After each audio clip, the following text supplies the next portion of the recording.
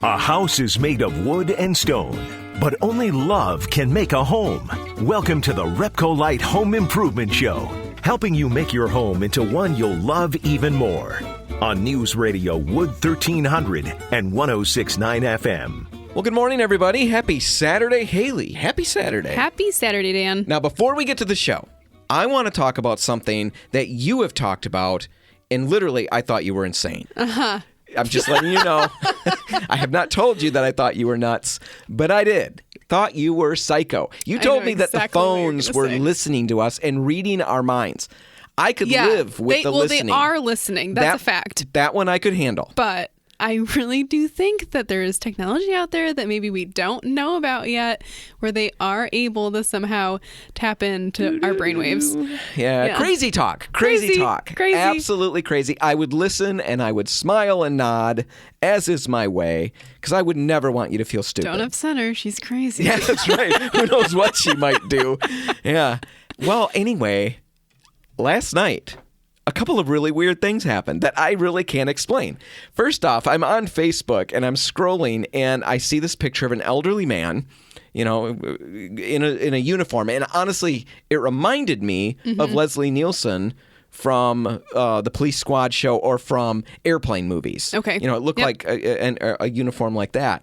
And I thought, oh, Leslie Nielsen. And then my first thought was, he died. Oh, he died. And honestly, I don't know if he's alive or dead, but I had assumed at this point he was alive. So I thought this was one of those posts about, oh, guess who now is dead? Right. Well, it turns out it's not. And I'm looking at the picture and I'm thinking, wait a minute, that's not Leslie Nielsen, the actor. That's somebody else. And then I look closely and it was Andrew Cernan, an astronaut who had died 4 or so years ago.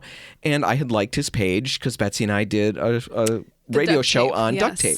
So anyway, I thought, oh, that's kind of funny. He looked like Leslie Nielsen and reminded me of that. I scrolled 2 literal finger scrolls, whoop, whoop, and an entirely different page, a different page that I follow, has posted a photo of a young Leslie Nielsen.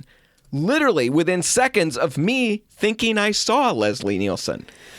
I thought was strange. That's pretty strange. Yeah, and completely unrelated pages. And there have been other ones that you've told me about like this. What's funny is that this does not happen to me. It happens to you all the time, and yet you're the one that thinks I'm crazy. I know. Well, I'm not sure anymore because last night was the big one. I'm reading a little book, and it's talking about in 1954, the first color television broadcast, blah, blah, blah, blah, blah. And then it says the little screen was so tiny and the colors were so vibrant. You know, they're describing it. This is what the newspaper articles were printing. So I'm reading that and thinking about it, and I'm picturing the TV. I went to Facebook.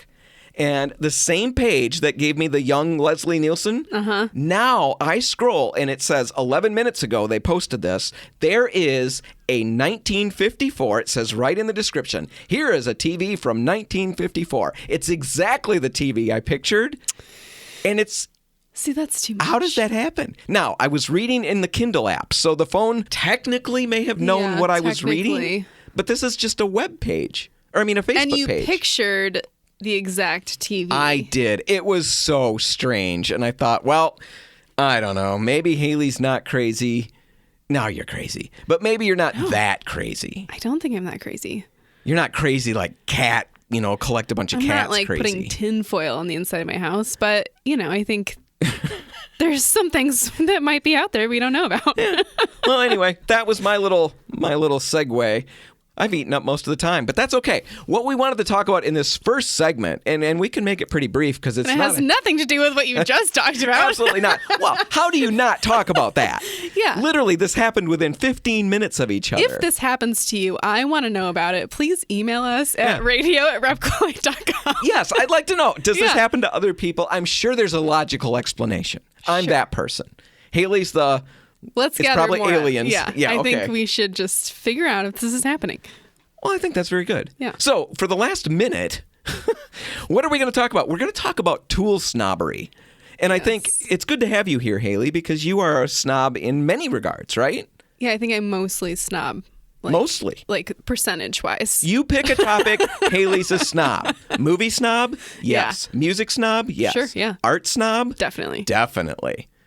Color snob? Yes. Yeah. Tool snob? Well, are you? I don't actually think that I am. I appreciate a good tool. I understand the value of them. I would like to own them, but I'm not a contractor. I don't use tools on a regular basis. I use them when I have projects, and those happen every so often. And it's nice to have good tools when I do those. But is it crucial for me to spend $400 on a chop saw? I don't know. Right. And I think it's really interesting because I've run into a number of people, before I did the show, even after we started doing the show 4 years or so ago. And a lot of people there'll be something that I recommend or that I use or that I talk about, and I'll be cornered, and they'll say, man, you need to recommend good stuff. Mm-hmm. You can't just recommend this cheap stuff that somebody might pick up. And my argument is that, I completely get it, like you're saying. Right. There are good tools to buy, and if I'm really counting on this tool for time and efficiency, for a job, yes, for my career, exactly. my profession, yep. I completely get it. It's worth the investment. 100%. My argument is, I am doing this as a hobby, or I'm just doing this to fix up a couple of rooms in the home, and I need to just get it done. I don't want to sink $400 into something. Right. I'd be pricing myself out of a project, essentially, if I was going to buy the very best tool to do all the different parts of a single project. That's just not reasonable, honestly. So what we wanted to do in this little bit is just give you the okay from as much authority as we have. Yeah, we're giving you permission to buy cheap tools. If it fits for your situation. Right. It's not so bad. It's definitely a way to get into a project. Don't abandon or delay a project indefinitely just because you can't afford the particular tool. There might be a cheaper version. I've got a chop saw that was $99 that's gotten me through 10 or 15 years worth of little projects around the house. And I think it would have been a shame to abandon all those projects and just wait for the time when I could get the big expensive one. Exactly. All right. That's that. And remember, if you do have any phone reading your mind things, we want to know. radio@repcolite.com. And right now we're going to take a break. And when we come back, we'll be talking about decorating your home, and we'll be dishing out the 5 laws of interior design as codified by the RepcoLite Home Improvement Show. That's all just ahead. Stay tuned.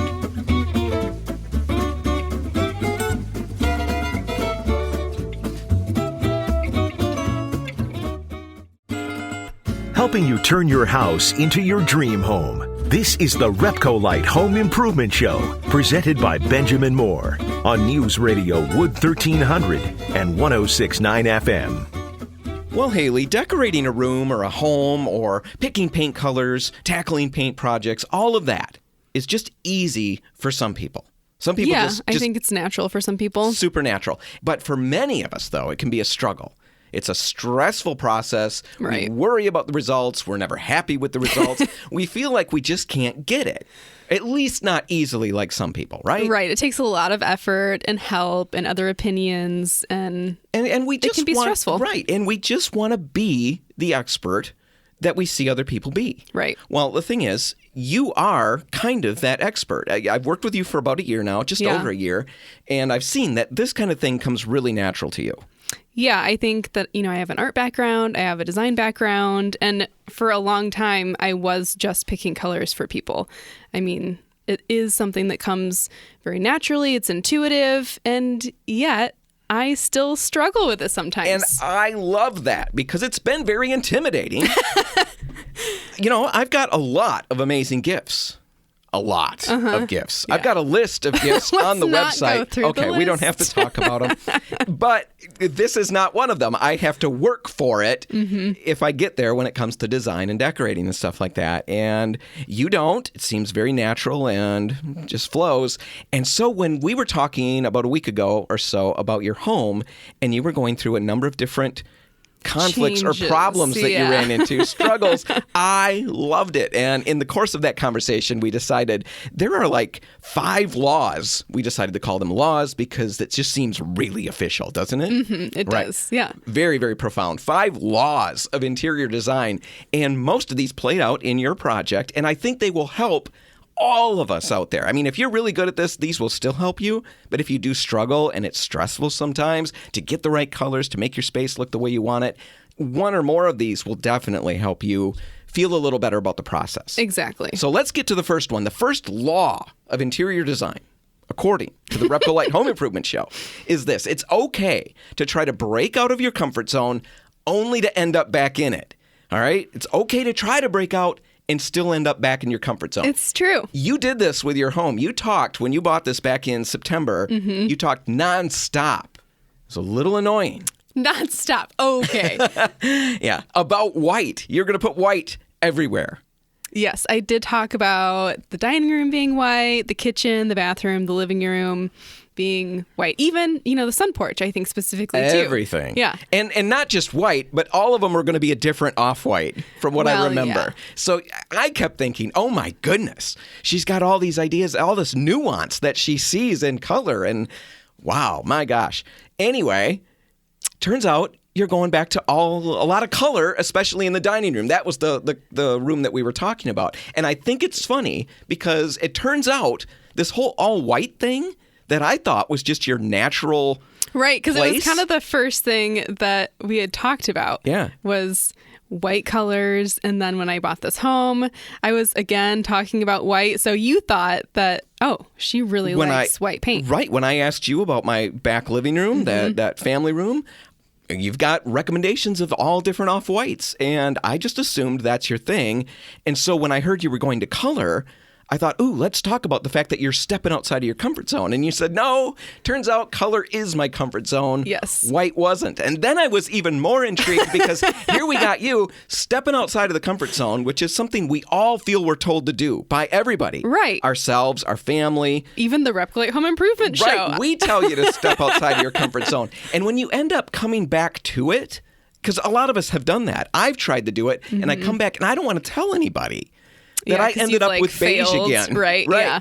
Because it feels like a failure. It feels like I was unable to step outside. I'm just mired in the past.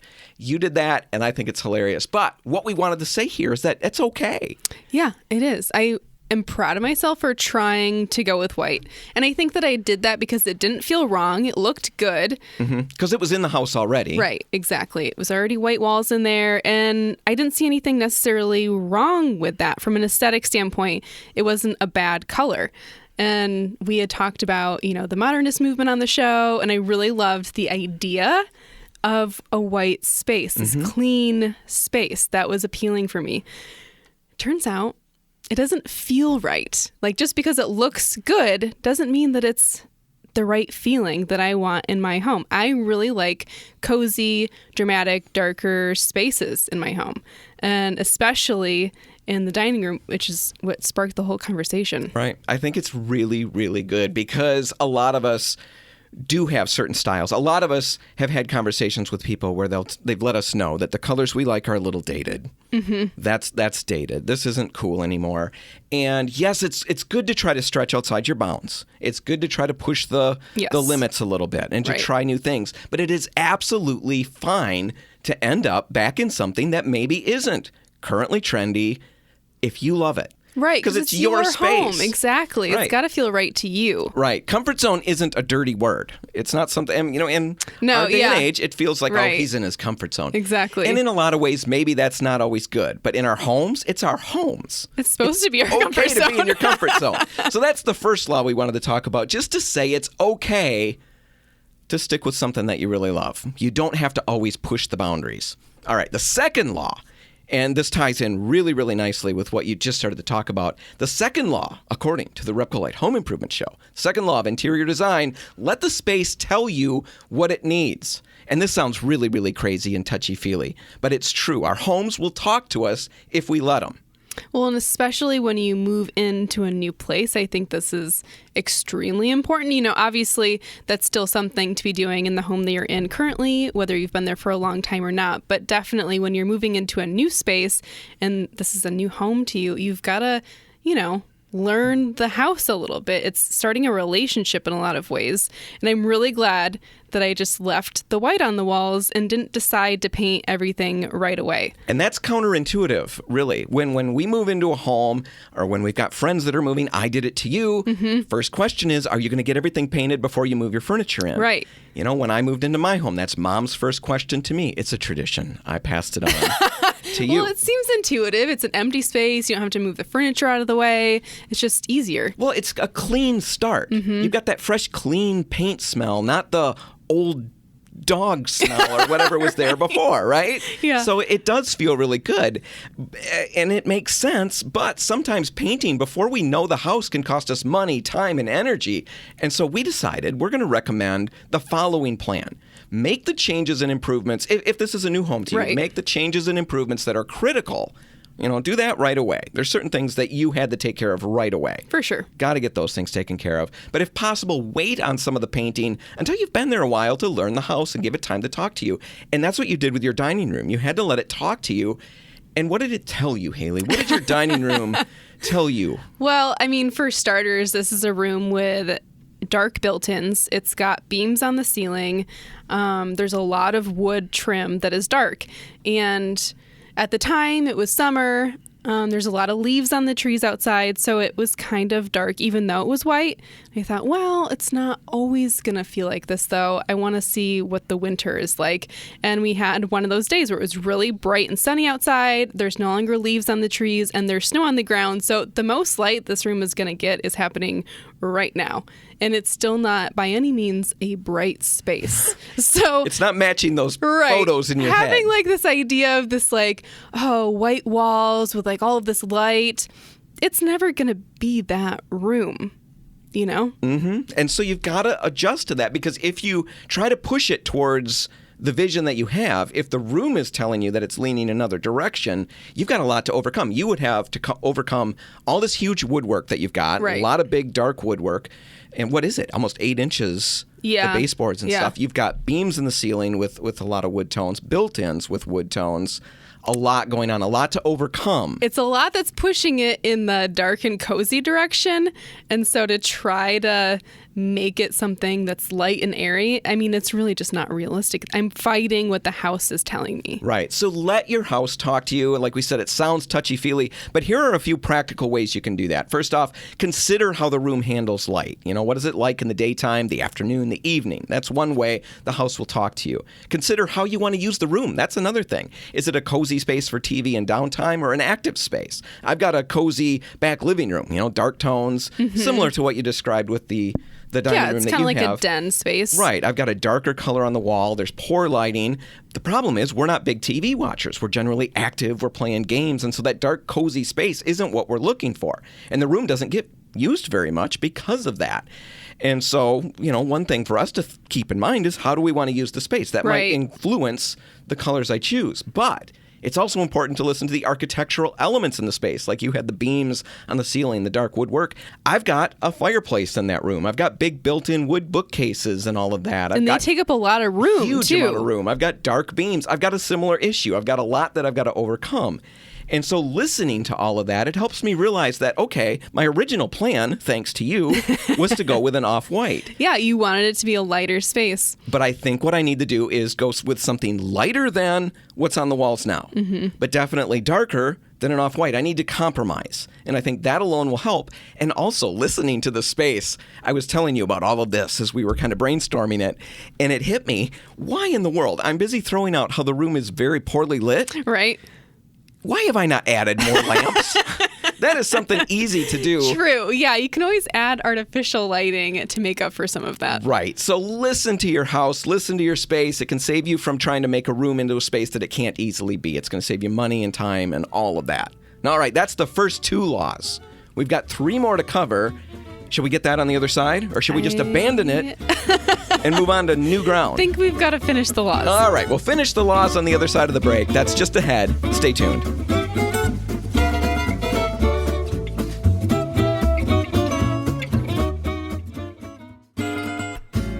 Helping you turn your house into your dream home. This is the RepcoLite Home Improvement Show, presented by Benjamin Moore on News Radio Wood 1300 and 106.9 FM. And we're back, and Hailey and I are in the middle of what we've called the 5 laws of interior design, according to Dan and Hailey, right? According to the RepcoLite Home Improvement Show. Exactly. Yeah, very official. Yes, it's very official. We're not sure how real professionals would feel about our 5 laws. Oh, we're professionals. I should not have. Well, my cards are on the table.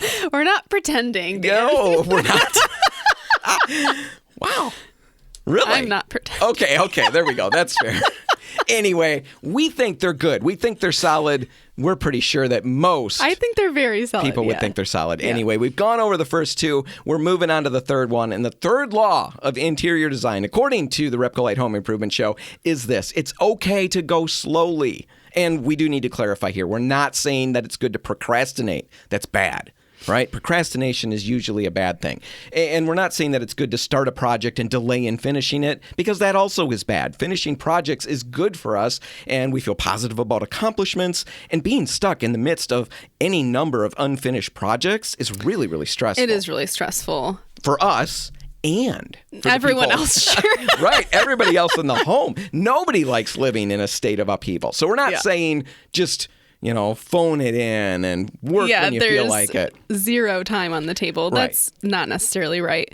But living in this to-do list mentality isn't necessarily right either. I mean, the point is not just to finish the kitchen. Just to cross it off my list. It's to beautify it, right? Right. And if that takes a little extra time, that's the main goal. Sometimes we shift. We think the main goal is getting the project done. Mm-hmm. And that's a goal. That's a big part of it. But the literal main goal in most paint projects is to make the space better. Right. So let's not compromise the main goal in order to just accomplish a quicker goal. Exactly. You can get something done, and then it can feel awful ultimately. Right. Now, your bathroom, again, this is what started the whole thing, is your...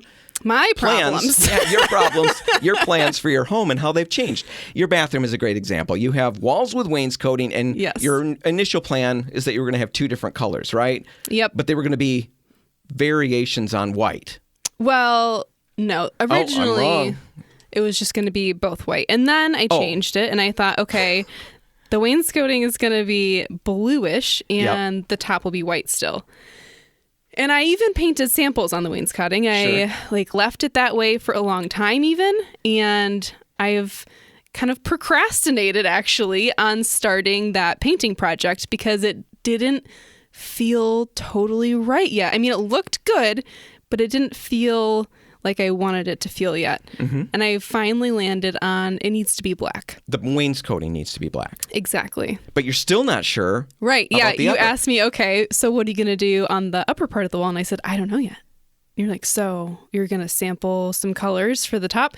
No, I think I'm just going to wait until I've got the wainscoting painted black, and then I'll be able to really figure out what the top needs to be. I love that because it is counterintuitive. It's not the way projects work. I was trying to think. I'm sure it's happened, but I don't know many times in the 10 or whatever years I was in the store at Lakewood, I can't think of many times where somebody came in and got paint for part of their room. Right. Normally, I'm painting the bathroom. Yeah. But I only want this part of the bathroom. I'm going to come back for the other paint later.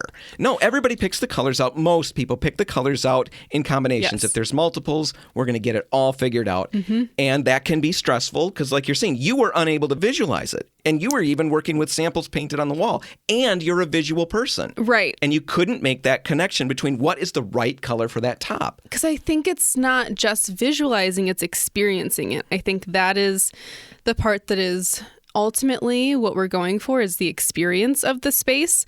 And so whether you can see the color on the wall and it looks good or not, it doesn't necessarily mean that it's going to be right ultimately. So you're going to paint the wainscoting black, wainscoting. There really are two different ways to say that, right? We dug into that. And we go back and forth because we have no idea which one we like better. Anyway, you're going to paint that black and then just live with it for a while. Yeah. Until you figure out what the room is telling you, what the Exactly. space needs, and then you'll get that top part painted. And I think that is really good advice for anybody out there who may be in a similar situation where you just can't nail down all the colors. That's okay. Yeah, that's okay. As long as you paint the bathroom, you're not going to leave trays and drop cloths out. No, exactly. For 4 weeks running. Nobody would like that. You're going to get the room cleaned up. You're going to live with it. You'll make your choice, and you'll get the rest of it painted. Just wanted to say that's okay to do. You're going to be in the house for years, a lot of us, right? Exactly. It doesn't have to be a sprint to get these projects done. It's a marathon.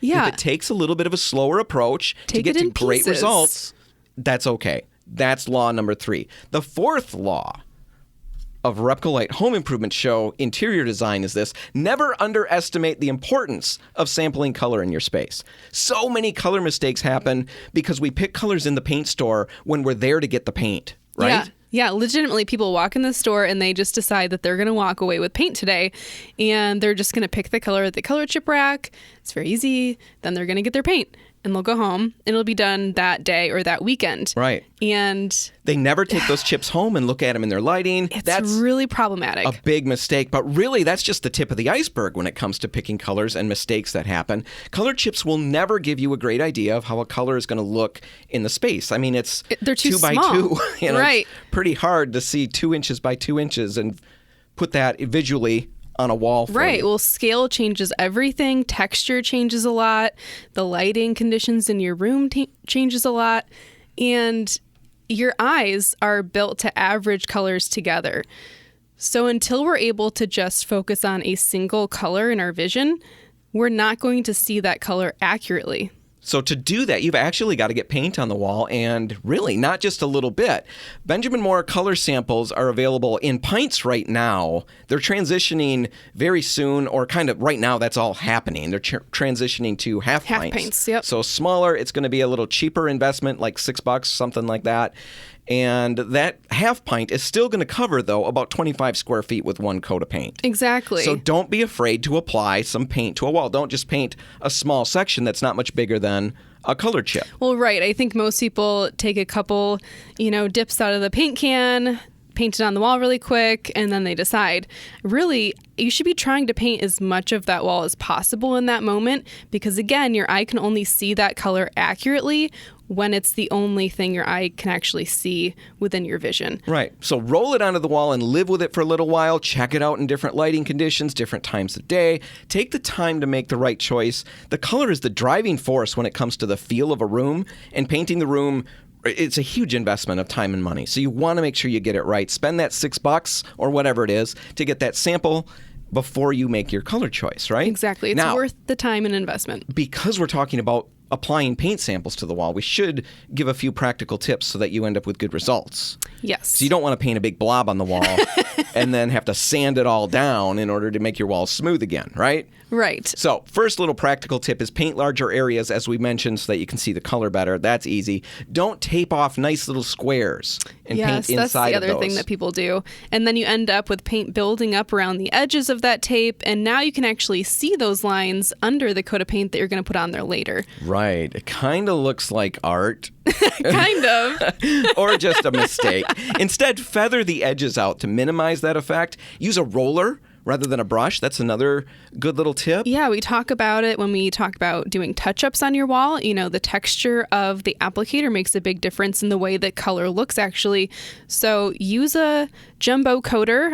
They're by Wooster, and they actually have the same nap as the large versions that you'll use on your walls when you're actually painting. Right. So you get the same texture. It's a little funny. Jumbo coater Yes. actually means a 4.5-inch mini roller. Yeah. And yeah, like Hailey said, their big claim to fame, besides the fact that they work really well, they're really nice tools, they also mimic the same roller texture as the bigger tools that you're going to use when you paint the wall. Exactly. Completely. So that's really nice. One last quick thought on color samples. Don't overdo it with numbers. Too many color samples will not give you a better idea of which color to go with. It's actually going to make choosing much, much harder. Yes. So limit your number of samples. Work with color chips first. Right, to narrow it exactly. down. Get it narrowed down. I think putting 3 color samples up is really reasonable. That's a great place to start. All right, let's move on to the last law that we've got. The 5th law of interior design, according to the RepcoLite Home Improvement Show, who are not pretending to be experts, but are in fact truly experts.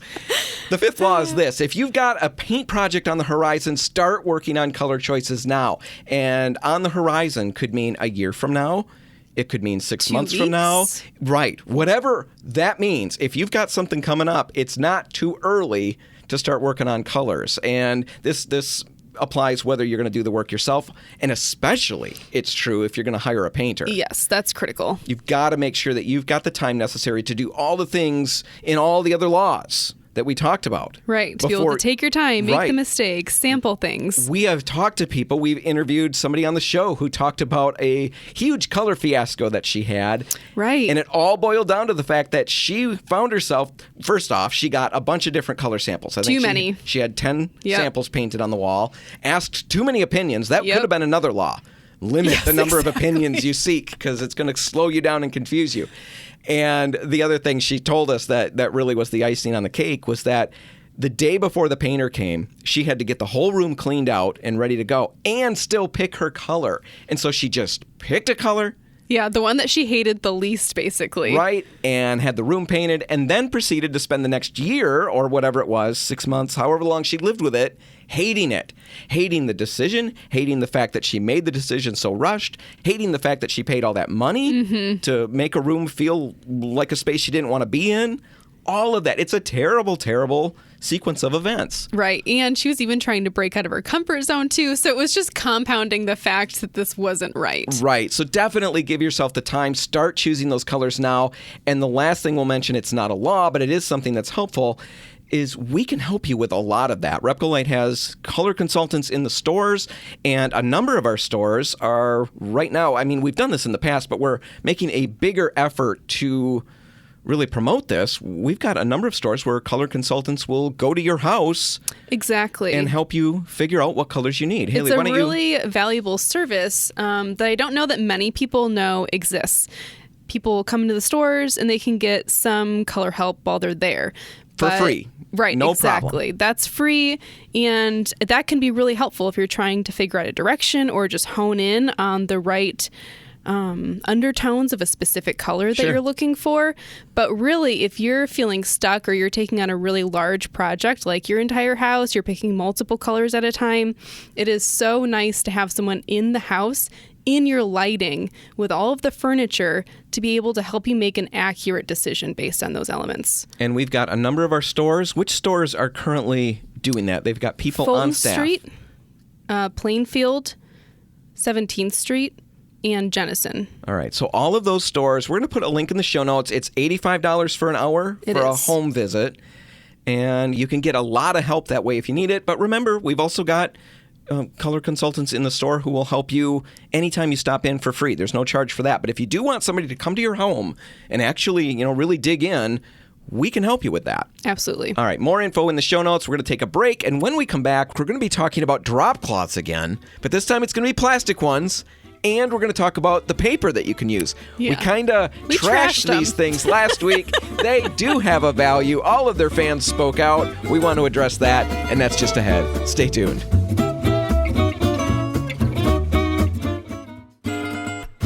If you want to take your DIY skills up a rung, the RepcoLite Home Improvement Show is here to give you a boost on News Radio Wood 1300 and 106.9 FM.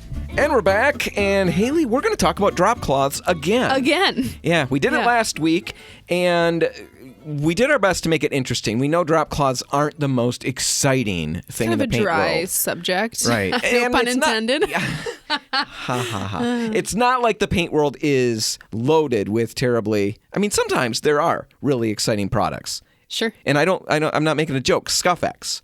Yeah, it's a really that's exciting product. RepcoLite's Optima, that new paint that we've made, about, a year old or so? Mm-hmm. Yeah, just about a year. Hearing really good things. It's exciting. The technology that actually plays into paint, that part can be exciting and fun. For regular people, it's exciting just to see how it works better than a previous coating did. That's where the technology plays out. Yes. And that's where it's fun and exciting. But really, in the paint world, when we're talking about the paint tools, there's not a lot of rah-rah exciting stuff. And drop cloths, really, when you're comparing, well, really, is really how low. much have they changed over? Drop cloths? Yeah, not a lot of changes. So feel a little weird talking about it 2 weeks in a row, but last week we really kind of did something a little sad. Well, we made fun of and really tore down. Yeah, we disparaged the plastic drop cloths. Because we were really trying to make a point as to why canvas drop cloths are really great at covering flooring and how they're easier to work on. And right. But we did that old thing where you make yourself look better right, by making somebody else look really bad. Right. And we did that to the poor plastic drop cloths, and their lobby has spoken. And we've decided there are a lot of valuable things that they provide. Yes, they fit into the right scheme of things. And in fact, we realized that's really the reason we had that opening segment. We had been drop cloth snobs. It's true. And we want to do a little bit of Backpedaling. Yeah, backpedaling. So plastic drop cloths, why would you want one? Where do they fit? I don't still like them. I'm not going to go take what we said back. I don't like to put them on the We're floor. not apologizing. No, I'm not apologizing. I don't like to put them on the floor and work on them in that regard. That's where canvas is really nice, especially on a carpeted floor, something like that. Don't even bother. Go with the canvas. It's going to be worth it. But the plastics really pay off for draping over furniture or other pieces like that in the room where you want a lightweight material that's still going to protect it from any paint spills or stuff like that. So they're really nice in that regard. Definitely. Even if you're sanding in a room or if you're spray finishing something, taping off the room itself with some plastic drop cloths can be really helpful just to contain that spray and dust. Right, because that can travel all over the place. Right. And that's a nice way to inexpensively kind of cordon that off. Now, another thing that we should mention is we made a big point last week about how the canvas drop cloths will absorb a paint spill or something, whereas the plastic ones will let it sit on the surface and you can walk through it. Been there, done that, tracked it through the rest of the house, and that's one of the reasons we said go with a canvas. Yes. Well, what we should have mentioned is that there are paper and plastic, paper/plastic. They're like combined. Yeah, drop cloths. They've got a liner that actually is a paper layer, and that will absorb paint spills to some extent. So those are a paper plastic option that is still a cheaper option than going with a full canvas drop cloth, and it will perform a little better than just the straight plastic. Right. Still, I don't like walking on it. It's loud. It's crunchy. Yeah, exactly. I think we're a little, sensitive people.